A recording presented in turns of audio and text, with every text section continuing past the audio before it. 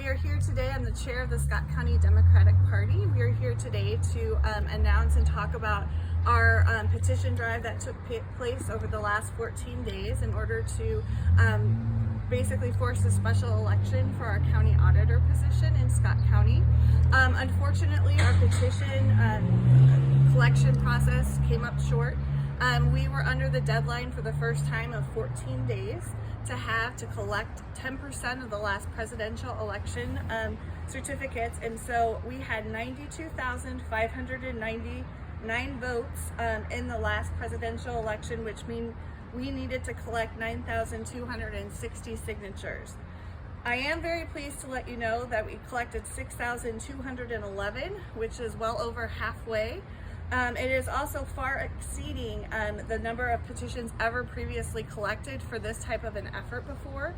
Previously, we've had between 4 and 6 weeks to do this, and the highest number of signatures ever collected was 3,500. So what I think that we can incur by the numbers that we were able to get and the general enthusiasm for this drive and for the right to vote for Scott County residents is that people are really fired up. Ironically, this was also on the eve last night where our governor signed some more voter suppression laws into law in Iowa, and so now we are no longer to do ballot collection during absentee ballot moves. But what I want this message to really send to the voters of Scott County is to know that the Democratic Party is going to continue to stand up for the right to vote. Our next step as a county party is we're going to be now approaching the more than 10,000 voters that were knocked off of the Scott County voter rolls because of the new voter suppression legislation, and we will be contacting Democrats, Independents, and Republicans to get those individuals back and registered to vote. So moving forward, we have a lot of lofty goals to oversee this. We're not gonna lay down. We're not gonna turn around why this voter suppression happens in our own backyards. And so I really appreciate all of you coming out today. I'm happy to answer questions that you may have. I want to thank all of those involved. We had a tremendous number. We had well over a couple hundred volunteers out collecting petitions. We had local businesses on board where people could drop off and sign petitions.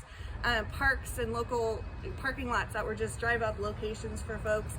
And really to see the community this organized this quickly was just astounding.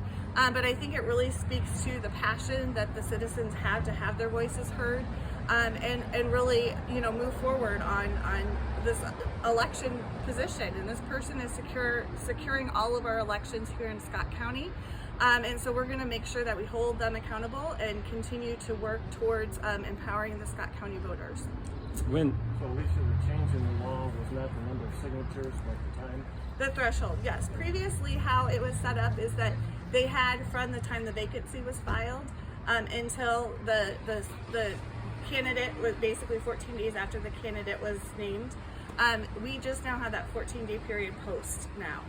So had this happened under the old law, we would have been able to start collecting signatures on the day of April 24th when our former auditor resignation was in effect. Okay, but it's still the 93, the 10%. Yep, correct.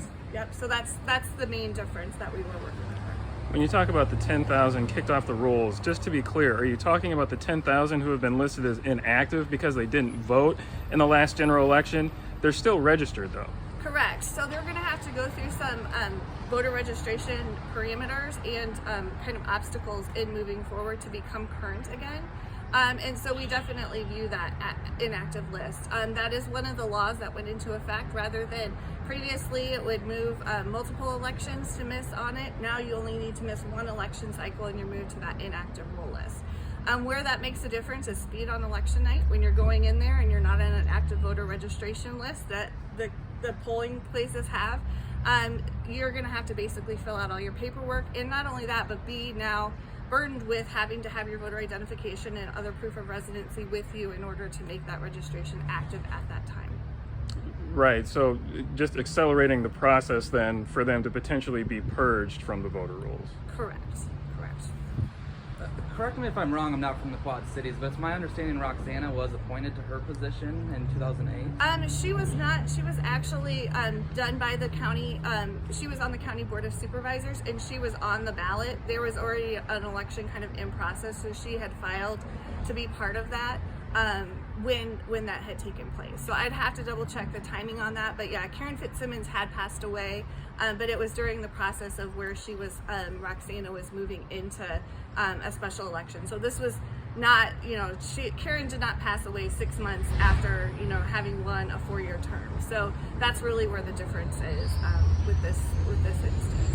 Right. So Roxana won a special election to be county auditor, but then they appointed someone to her supervisor position, correct?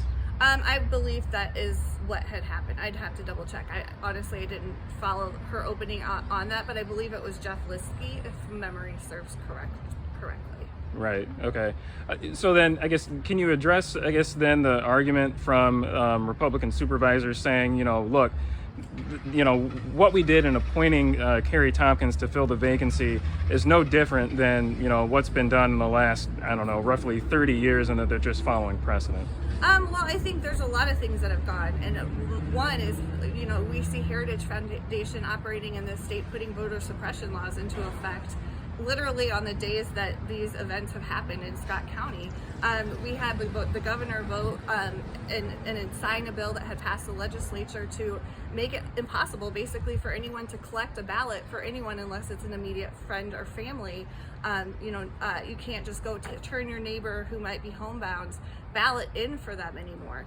So there's a lot of suppression laws that have been happening right now. And the other thing I would also note is this position sees we were only not even 6 months into an elected person's term, and not only that elected person sees every other elected office in Scott County, be it school board, water commissioner, to Congress and U.S. president. That's who that person oversees.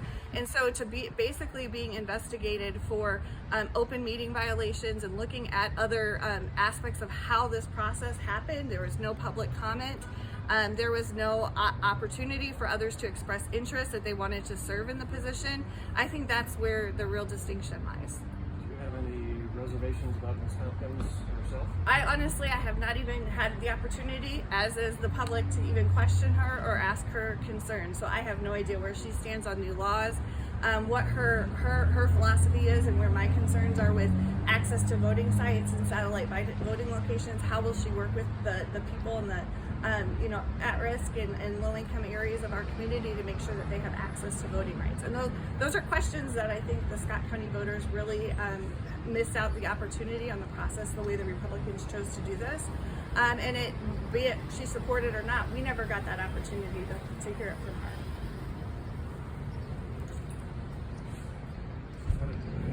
Thank you. No problem. Any other questions? All right. Well, thank you all for